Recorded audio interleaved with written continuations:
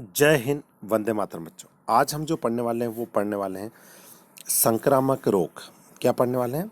संक्रामक रोग फैलने की विभिन्न विधियां कौन कौन सी। तो चलो आइए देखते हैं। संक्रामक रोग फैलने की विभिन्न विधियां। रोगाणु संक्रामक के भंडार में जैसे मिट्टी, वायु, जल, जंतु आदि से स्वास्थ्य मनुष्य में प्रत्यक्ष या अप्रत्यक्ष रूप से स्थानांतरित होते हैं। संक्रामक रोग क्या होते हैं?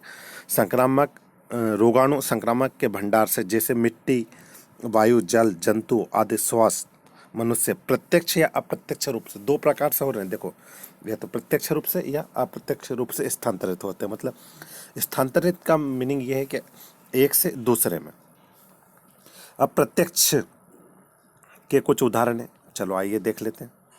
तो प्रत्यक्ष में हम देखेंगे, प्रत्यक्ष स्थानांतरण निम्नलिखित प्रकार से होता है। ड्रॉपलेट या बूंद संक्रामक के खांसने, छींकने, बात करने आदि द्वारा। संपर्क स्थानांतरण संक्रमित व्यक्ति तथा स्वस्थ व्यक्ति के संपर्क से अथवा लैंगिक संपर्क के द्वारा। भूमि के संपर्क के द्वारा, रक्त के द्वारा संचारित। एक जंतु के काटने से, जैसे मलेरिया मच्छर के काटने से होता है। प्लेसेंटा के द्वारा, माता से। अब अप्रत्यक्ष, अप्रत्यक्ष में हम लिखेंगे अप्रत्यक्ष स्थानांतरण वाहक द्वारा, उदाहरण के लिए कीट तथा अन्य जंतुओं के द्वारा। संक्रमित जल, भोजन तथा वायु के द्वारा। ये वायु लिखा है, यहाँ पे वायु कर लेना। क्या कर लोगे आप? वायु, ठीक है, वायु कर लेना। धूल और धुआं। अच्छा, ये क्वेश्चन बहुत ही इंपॉर्टेंट है। हर बार पिछले 6-7 साल से इस एग्ज़ाम में पूछा जाता है। संक्रामक रोग फैलने से रोकने के लिए आपके विद्यालय में कौन कौन सी सावधानियां आवश्यक है। मतलब आपके विद्यालय में कौन कौन सी सावधानियां आवश्यक है। चलो आइए देखते हैं।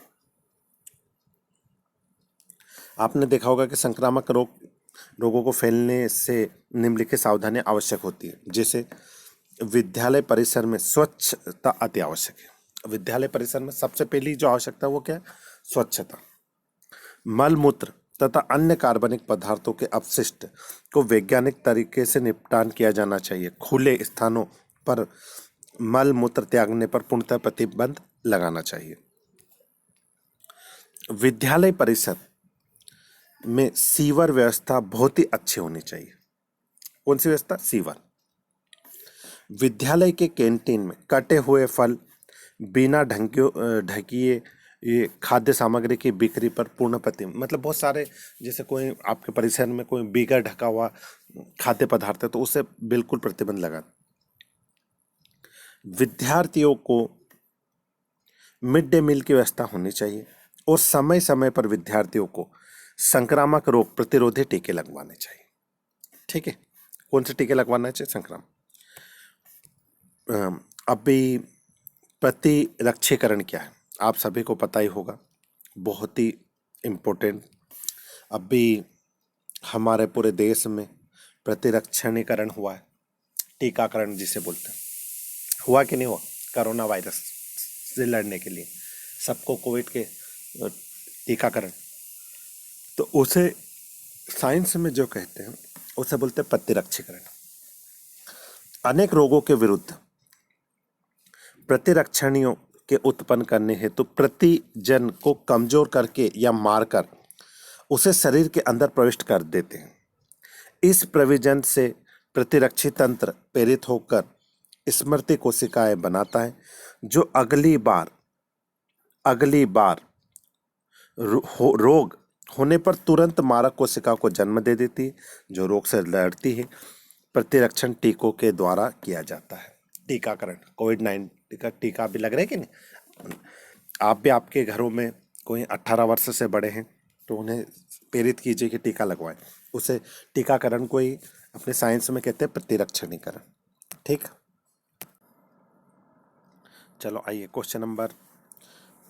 आपके पास स्थित स्वास्थ्य केंद्र में टीकाकरण के कौन कौन से कार्यक्रम उपलब्ध है? आपके क्षेत्र में कौन कौन से स्वास्थ्य संबंधी तो हम लिखेंगे हमारे क्षेत्र में 3 से 5 वर्ष के शिशुओं के लिए BCG का टीका लगाया जाता है। कौन सा टीका लगाया जाता है? BCG का। 9 से 15 माह के शिशु को भी टीका दिया जाता है। इसके अतिरिक्त पोलियो की खुराक, मुंह से टिटनेस, टाइफाइड, काली खांसी आदि के भी टीके शिशु को लगाए जाते हैं। मियादी बुखार ठीक है, तो ये टीके लगाए जाते हैं। अगला हमारा जो क्वेश्चन है वो अच्छे स्वास्थ्य की 2 स्थितियां बताएं। अच्छे स्वास्थ्य की स्थितियां दी गई, अच्छा एवं संतुलित आहार, उचित जैविक और भौतिक वातावरण। कौन सा? उचित जैविक भौतिक वातावरण।